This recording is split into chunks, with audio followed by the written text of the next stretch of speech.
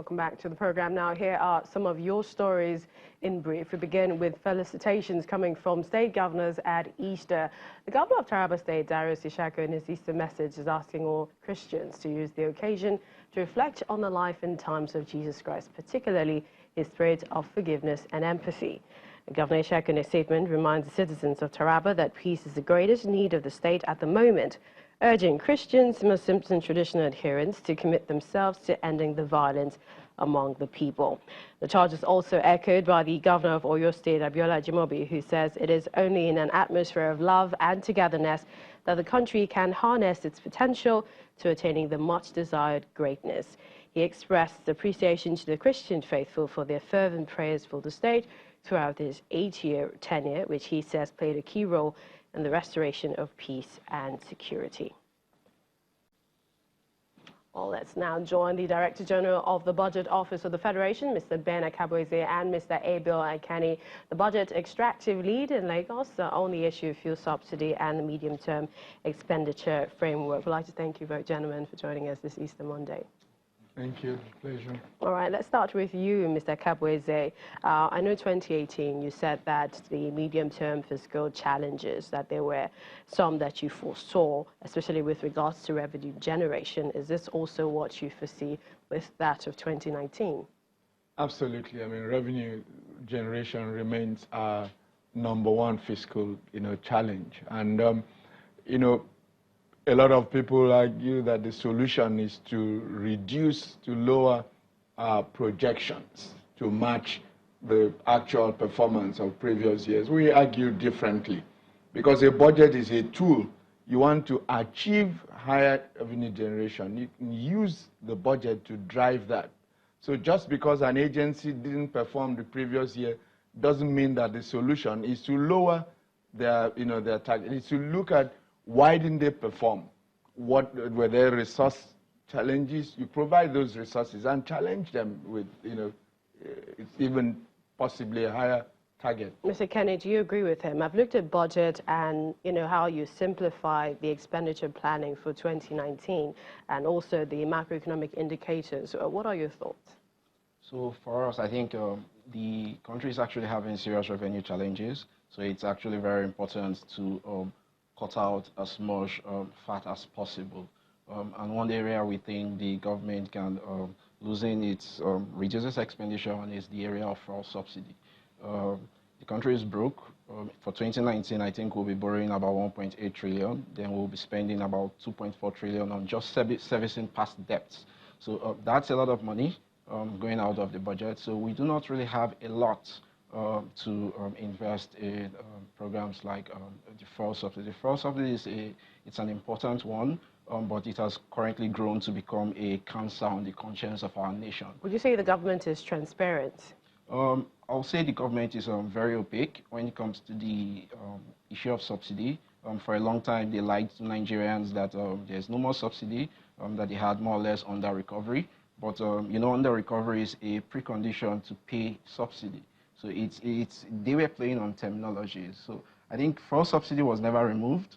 It was never removed. Then in terms of how they report the payments, the government is not as open as we want them to be on this, on the reporting of fuel subsidy payments. And the truth is, when you have a cloud of opacity over data, you give room for people to manipulate with this data and do a lot of funny stuff and commit fraud. Mr. Akabweze, are you part of the lie?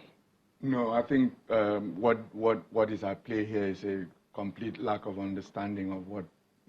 First of all, throughout 2016, there was no subsidy or under recovery by whatever name because both the two key drivers are the crude oil price and the exchange rate, and based on those two, there was no under recovery. In 2017, as the crude prices recovered, and then we had the significant, adjustment in the, currency exchange rate. We now had a situation where the landing costs. Remember all of these discussions about PMS. The landing cost of PMS was now higher than the price, that maximum price of 145 naira per liter that had been set. What that amounted to was nobody else Nobody ever excluded the private sector from importing. It's just that the market dynamics made it such that nobody was prepared to import and sell at a loss. So NNPC ended up taking up that responsibility. And when you look at the budgets, the annual budgets, the medium term, the fiscal framework is a schedule to the budget. This expenditure, for subsidy, is clearly, which NNPC describes as an under recovery, because NNPC trades a portfolio of petroleum products. And what they're saying is that for PMS, they under recover. For some of the other products and some of the other things, they over whatever. So it's a net under recovery that they charge to this thing. And there's a provision in the fiscal framework for them to be able to recover that from the net oil proceeds, which they now remit to the federation. So how much is that affecting the growth of Nigeria's economy? Oh, of course, it's become a significant expenditure and one that needs to be dealt with. And recently, I believe you heard the Minister of Finance speaking to you. The debate here is not about whether it is needful to walk away from that cost. It's a question of how best to do so and the timing.